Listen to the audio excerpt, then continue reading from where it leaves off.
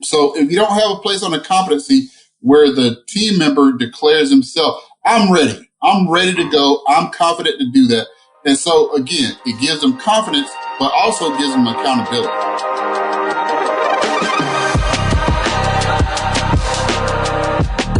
Rising above the buzz of ultrasonic cleaners and the clanking of stainless steel are the ideas and voices that are changing an industry. You're listening to the Beyond Clean podcast, the central nexus for the people, processes, and products that are improving our sterile processing world. Each week, we speak with frontline technicians, CEOs, engineers, and entrepreneurs with a common goal: to help you fight dirty, every instrument, every time. Whether you're tuning in for education or inspiration, we're glad you did. Now turn on those washers and turn up the volume. It's time to go beyond clean.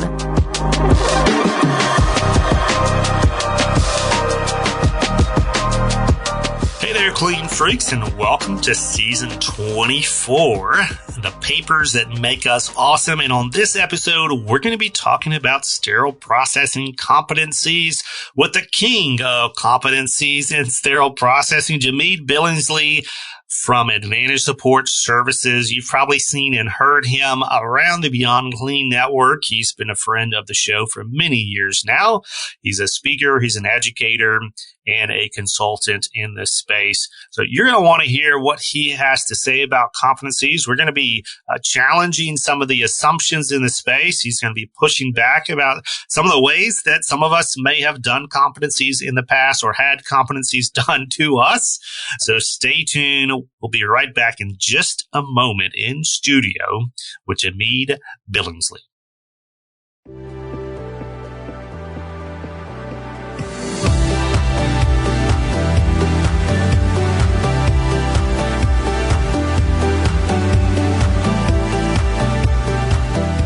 From the studios of Healthcare HQ, you're listening to Beyond Clean, the global voice of sterile processing.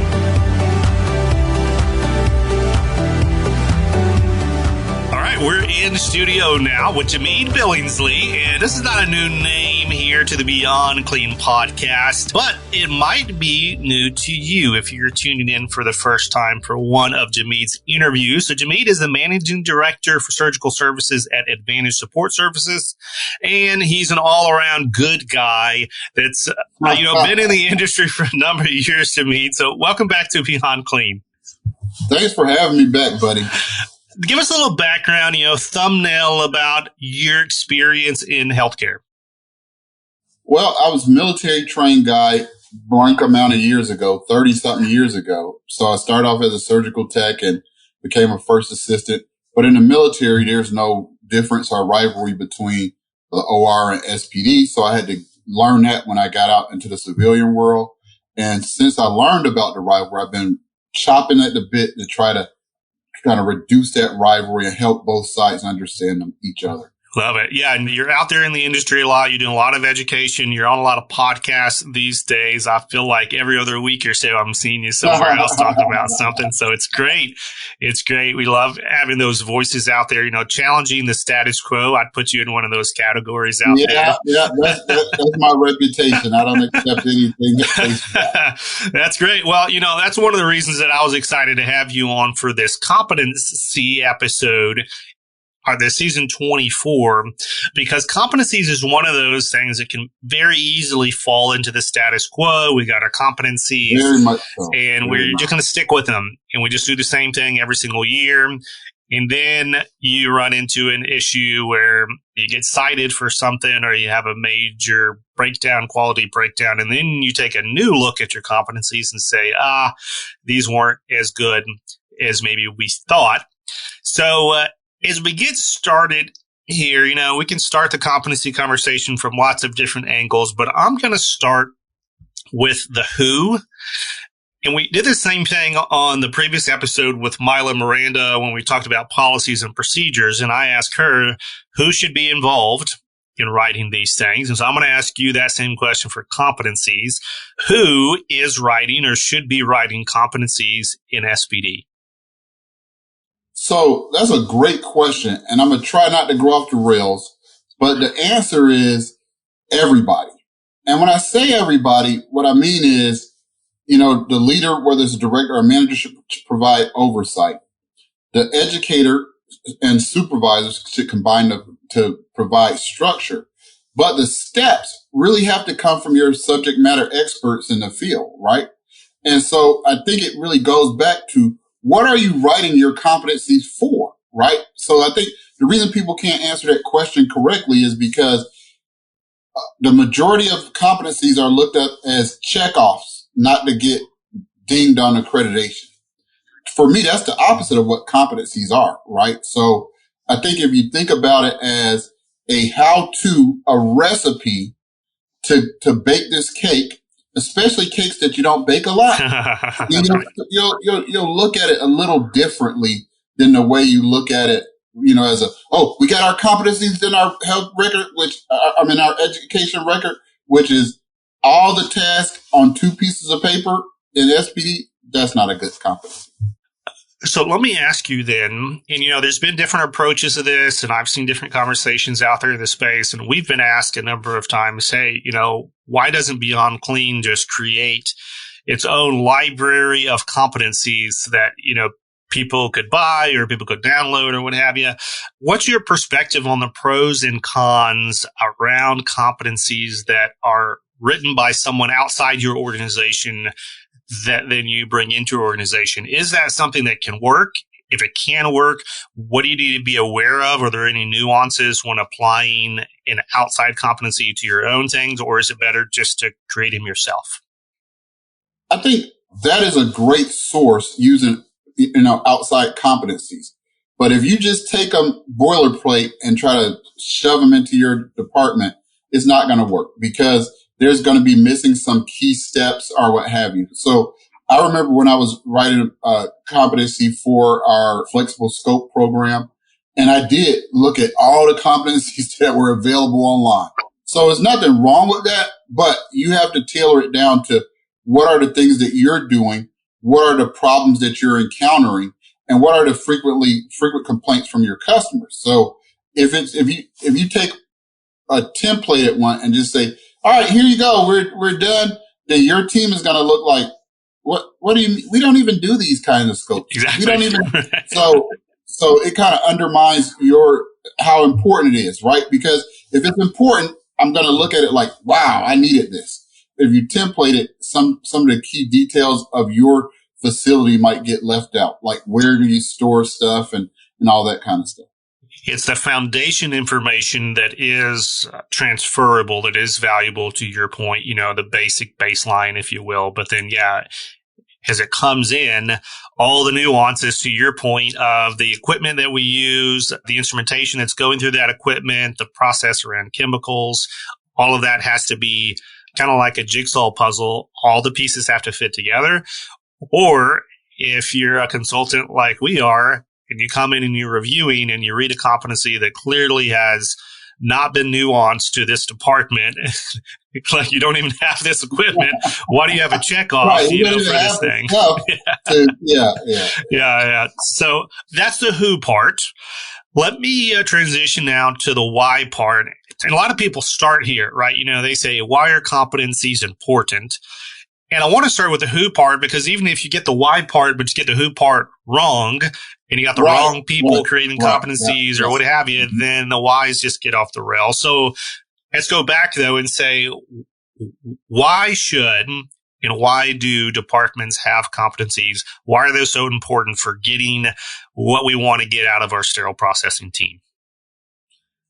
Man, you just served a fastball, because I think people don't understand what the real purpose of the competencies are. Again, going back to the CYA checkoff instead of what it really is for, right? So the competencies, you should reverse engineer. What do I want? What products do I want, right? What level of quality do I want? Okay, so the only way you can get it is if you say, in our competencies, this is our intent. And it ties in with the policies and procedure presentation that you just recorded, right? Because I can't get this quality if it's not in our competency. And so if you don't have those two things married together, then you're going to go like, why do they keep doing that? And then you say, well, let's look at the competency. It doesn't say don't do this. It doesn't say we're going to do this every time. So how can you hold them accountable when this is just something you say or yell out on the floor? That's not, so when I think about competencies, come from the OR is something that we used to do, right? Like in the OR, you're so much more specialized than you are in SPD, right? So I might be in an ortho or neuro room for every day for the next 3 years, right? But then I have to take call, and they got this newfangled machine that they want to use on the weekends. They want to do an emergency robotic case, and I never hooked up the robotic stuff. I never scrubbed into a robotics case. So in the OR, our competencies were really aimed at, here's the stuff that we do in trauma situations on the weekends after hours. Let's make sure that everybody can do it and that everybody can demonstrate that they were doing it. Because there were times when I got called in just to help somebody hook up the Midas Rex because you got to do the drip chamber and some of those things. And as easy as it sounds or looks when you're not scrubbed in, when a doctor is there and somebody's head is already shaved and split open, you can get a little nervous there. So that's how the competencies were in the OR. So when I moved to the SPD side, I started saying, what are the things that we don't do a lot? What are the things that we have to do in an emergency? What are the things that have the biggest impact on our patients upstairs? And then let's make sure those are incorporated in the competency and that they demonstrate it, because the real true purpose for me is I want you to have the confidence to do it. I haven't done this all year. And that's why when you start talking about from a paperwork perspective, I want all the competencies laminated into a book so that if you go, how do we do that again? Go to this page and then the competency says step 1, do this step 1. Because just because someone gets signed off on the competencies in February of 2023, don't go like, yeah, you got signed off on the competency. Why can't you do it? So it's really to give your team members the confidence to execute those things that we deem as conveying that they're competent in the field. Yeah, you're touching on probably one of the most important topics in this conversation. And it's that link between the document and the confidence. That was the word that you used to describe this, but I'll kind of nuance that and say confident competence, because that's the goal, is not just to have the checklist checked off in compliance so the surveyor can go look at the paperwork and say, okay, everyone's checked off. It's that so that we can have people who are sure of themselves in those situations, like you mentioned. If it's an emergency, if it's something that you haven't done for the last 8 months, I can step into it and I can know that I'm going to do the right thing. And that's the mission of all of this documentation. Not only competencies, but policies and procedures, as you mentioned, IFUs as well. It's not that do we have all the I's crossed and T's dotted or you know what I mean? It's can this person do it? And is this person doing it on a regular basis? And so it is a really heavy lift that goes beyond just having good competencies written, right? Looking at them saying, hey, this is a well-written one or this is not a well-written one. Beautiful language. Yes. Yeah. But is this transferring over to my staff? But that's a segue or maybe a setup, for my next question for you is, how would you define a good competency versus a bad competency? If you were a surveyor or if you're coming in and doing an audit and you're just looking at the written competencies in front of you, what's going to stick out for something that, hey, this is great, or this one needs some work? So probably stricter on the initial competency than on your annual competencies. So what I want to see is an initial competency plus orientation to every single piece of equipment in the department. And then if you have those things, the annual competencies can be lighter. But if you don't have those other two things to back you up, then your annual competency better look like a initial competency. So it's really the best way to do it is have an initial competency that's ridiculously long, ridiculously detailed, then have the manufacturer provided or, initial equipment orientation so that everybody knows how to work every piece of equipment. And then your annual competencies can be less detailed, but I still would have those initial competencies laminated as a reference document, because it's funny. I had an educator and people were like, oh, I don't want to get this person to sign off my competencies. And I was like, what's going on? And she goes, yeah, they're cheating. They're trying to use the competency form to sign off their competency. And I was like, if they were here on the weekends, you wouldn't want them to use the competency form. Right. So would you want them to do it wrong? Right. It's not a test of how much do you know by heart, but can you reference that? So I think one of the things that we've seen, whether we're coming in to help somebody who has been doing findings or if we're helping them prepare for findings, is they don't have a single document that's called a competency that really tells me how to do what I'm doing. It's more so, can you do this? Check. And then you're like, well, obviously you can't do this because that's why we're here, or that's why the Joint Commission or DMV was here. So the documentation indicate that there was steps that trained somebody to do it. And then another thing that for me is a distinguishing between good competency and bad competency, where's the signature of the person being rated that they're ready to go? So one of those things is we go and I go, yep, Hank, we're going to have to fire you. You got to get you out of here. You won't do it. You got your competency signed out. And then you go, well, Jhmeid forced me to do it because he said we need to have our competency signed off by February 28th. So if you don't have a place on the competency where the team member declares himself, I'm ready to go. I'm confident to do that. And so again, it gives them confidence, but also gives them accountability, because right here, you said you were ready to go. So you can't blame it on Hank. You can't blame it on Justin. You can't blame it on Angie. You have to say you signed it off. So I think that's a key thing, because I'm not going to rush you to sign it. Now you can't go into June and still haven't got it signed That's right. off. I'm never signing because I don't want that accountability. Right? Yeah, I've never signed it. I can't be on call on a weekend. Too bad, suckers.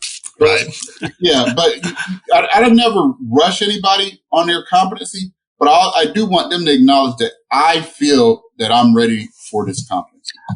I think that's a really important point, because it's a little bit of shared accountability on the part of the person that's, giving that competency. And I got a question about that in a second that we'll come back to. But then, to your point, it's also that piece of accountability that says on the part of the technician, not only am I ready, but I feel like this has been a complete training through this competency document, because all of those little signatures, like a lot of the emphasis has been on, are you checked off, are you signed off, and all those little areas, not as much, what does the technician feel about it? So I think that's a great call out. I do want to make one little nuance to something that you said, and this is more just kind of a call out for educators or trainers out there. The comment that Jhmeid made about an initial competency for every piece of equipment that's in your department. This goes back to what we said at the very, very beginning about the status quo. It's easy to fall into the status quo. What I mean by that is you occasionally get new equipment in your department, or you get new chemicals, or you get a new piece of instrumentation. And at that step, that means that these competencies that Jhmeid's talking about have to be updated, because now you got something brand new that has to be added to competency. So it's not like when you started working there in 2012, whatever equipment was there has initial competency, but anything else added after 2012 doesn't have one. You got to really keep up. And if this is the educator, if it's the manager, if it's the lead tech, this is part of that responsibility for those roles. But keep in mind, anything that comes in new like that, you got to update these initial competencies, just like Jhmeid called out. All right, going back to the who question, this is one of those practical things that we get questions and calls from all the time in the field. And the question is, who can or who should be completing competencies? Can my coworker check me off for competencies? Do they have to be more experienced than me? Do they need to be certified? Does it have to be a leader? Does it have to even be someone in SPD? Can the OR manager check me off? What's your perspective? How do you kind of counsel people in those situations? Good old Hank and all these great questions. So, first of all, I don't want one person signing off the entire department, right? Because you don't get diversity of perspective. That's one. Two, I think when we have our competencies, one of the things that we have is, did you meet expectations? Did you exceed expectations? People who exceed expectations, no matter what their experience level, should be able to sign off their teammates, because each section should be separate. So I've only been working here for a year, but you kept sticking me back in decon. And I got so good at decon that I'm like an expert in decon. So if you put me on the clean side, I am a baby tray builder. But if I'm back in decon, I'm a beast. Well, there's somebody who's been working here for 15 years, Miss Shirley, and she got the thing where she didn't have to do decon because she got injured back in 1987. So the criterion, it shouldn't be how long they've been there or only the manager or the educator, because there is value in everybody feeling like they're part of the competency spectrum, right? Like, I am an expert in this area. So if one of the things is completing a neuro tray, and, we talked about this last year, I believe in milestones. So you take that subjectivity out of it, because you always go, hey, Angie, is Matthew ready? And she's like, I don't want to do these trays. Yeah, he's doing great. He's doing great. Yeah, that's right. For me, I like to have embedded in my competencies a milestone, right? So I don't just say, oh, they're finished with neuro, or they're competent in neuro. No, they can accurately assemble a craniotomy tray in less than 28 minutes without any help other than self-help with the tools and the instrument tracking system. And so the person signing them off, if you go to educator, how many crane trays did she do this year? Meanwhile, you have somebody who may or may not be certified, but they do all the crane trays. The crane trays come down, she doesn't. Who's the better person to sign them off on doing that crane tray? So I think it's really a part of your competency should be a rating of their skill, so that you can identify people who can help. Obviously, you want your supervisors, team leads, but what about your instrument coordinator? What about your implant coordinator? Are they getting signed off on the competencies of the department in addition to the competencies for their specialized jobs? Which is another controversial thing, by the way. Oh, you're dancing around right. At that point about specialization a little bit, because there is debate, obviously, in the industry. And I think, we've probably been a part of panels that discuss that, because you got your cross-training component that you need to be aware of, how to do all the jobs. This is going back to the competency piece, because you may be there on the weekend by yourself or, whatnot. But in the natural flow of department life, people tend to specialize. If it's because they're assigned the same place every single day, or they just have a preference for neuro over ortho. And that's great. Why do I care as long as all the trays are getting done? If Johnny does all the neuro ones every night, if he's better and faster and more compliant with neuro trays than, Susie is, and then she can do the hard trays, that's great. But it does mean, to your point, I think it's a really helpful distinction on these competency checkoffs is you may have people with less experience, but more specialization or more depth of knowledge in particular areas where you're like, hey, Susan's only been here for a year and a half, but we want her on that ultrasonic cleaning checklist. We want her really helping to check off those competencies because she's just so great at it. Right. Yeah. So maybe a last question here, and this is a doozy. Okay. Let me get ready. But we can't talk competencies in sterile processing without talking about travelers in the industry, because it's one thing to do competencies and checkoffs and everything else. If all the stars are aligned, it's our team. I'm a dedicated educator. I know exactly who it is. And I've got, years with these people to build in milestones and growth and everything that we should be doing Everyone should be doing that for the long term. And then we hit crisis staffing, and we've got to have people and bodies come in to help us get through the craziness of sterile processing volume. And so these complete strangers to us step in our door. And then we got these competency responsibilities in front of us. How do we navigate? How would you explain what should happen and give us nuance around maybe what doesn't happen? Sometimes it should happen. Kind of where do you want to start with that conversation? Well, I will try to keep my bias. Yeah, I know, because this is one of your, Because of the sender and the receiver thing. Right. But the company that provides the traveler should also provide a clear and thorough competency for those travelers. And I don't mean a skills checkoff, not a skills checkoff. Everyone's a number 5, okay? Right. I'm great at this. You go down, look, but not a skills checkoff, but a full competency on everybody. Then when you receive them, you should run a mini competency. Because I know you talked about the situations that lead you to need travelers. And we're like, okay, let's just throw them in decon for the next 13 weeks. No, you should take them, and then for the first week, a day here, a day there, a day here with milestones, right? So when they go to assembly, here's our most common trait. Can they do that in less than 31 minutes? If they can't, you got to do it. Then you go to sterilization. Can they put together a whole load without help, maybe with guidance if they've never used this instrument tracking system? When it goes to sterile storage, do they understand the principles of how to put it up and put stuff on a shelf, make sure the temperature is ready for release? Case pulling and decon, every one of them has like a check off to see, can they do it? Can they do a robotic tray, with minimal guidance, right? Because one of the things that we're seeing in the industry, and it reflects poorly on those of us who provide travelers, is people who don't actually have the experience that they have on their resume. People who don't have the variety of experience. So like we all have this, I know none of us ever do this, but there's a guy that works at your department that can only do decon, right? When you've let him do that for the last 4 years, he gets mad. Somebody tells him you can make $5 million a week traveling. So he leaves your hospital and go travel, right?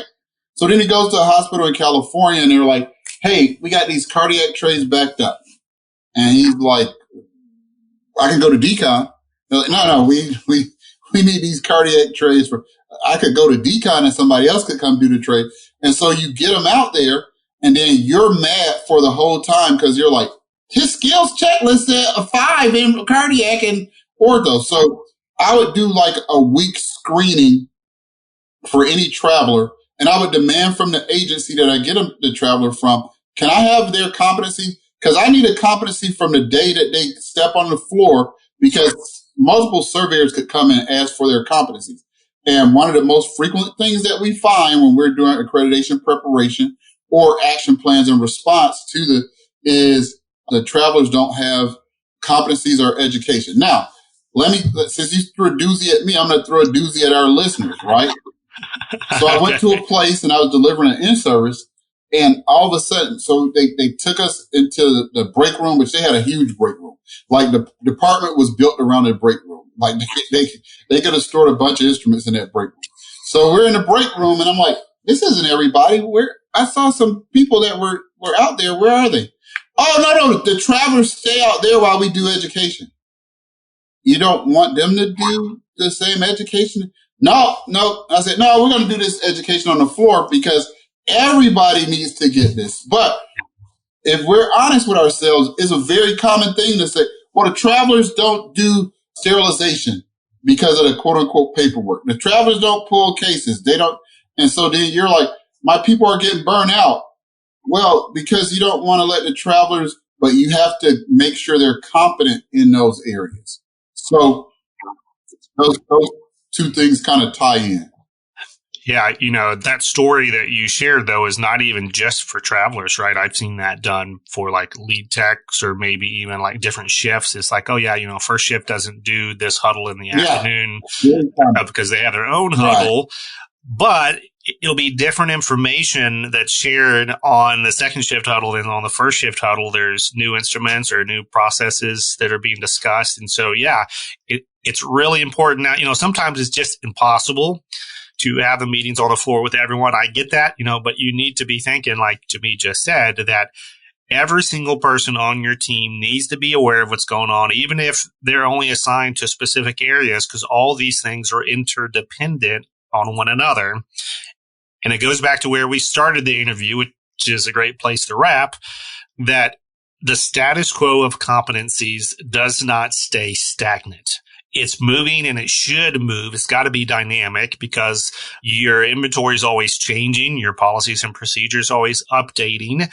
If it's travelers that you're trying to keep up to date, if it's new tray inventory you're trying to keep up to date, if it's new customers in the clinics or offsites, it's got to be up to date. Something's always changing in SPD, which means that your competencies always need to be changing as well. So, Jhmeid, I know we just scratched the surface of this conversation today, but I really appreciate you coming on the show to talk about it. I can't wait to catch up with you in person. Thanks for giving me the opportunity to join your platform, and it's always great to talk to you.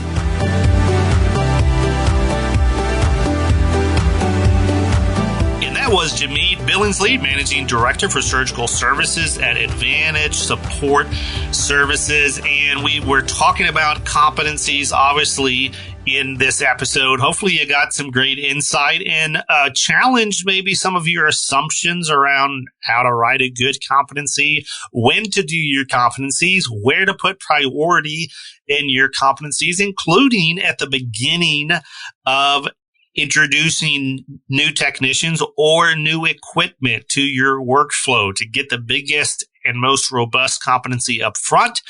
And then you can have kind of a scaled back competency for that annual maintenance of your knowledge and competence to make sure that you're able, if it's an emergency, if it's on a weekend, if you're by yourself, that you're able to either know what to do automatically or know where to go to find out the process to follow. So that was the big takeaway in this interview, including, as we closed here, how to manage and address this competency question with your travelers, your sterile processing travelers that come into your department.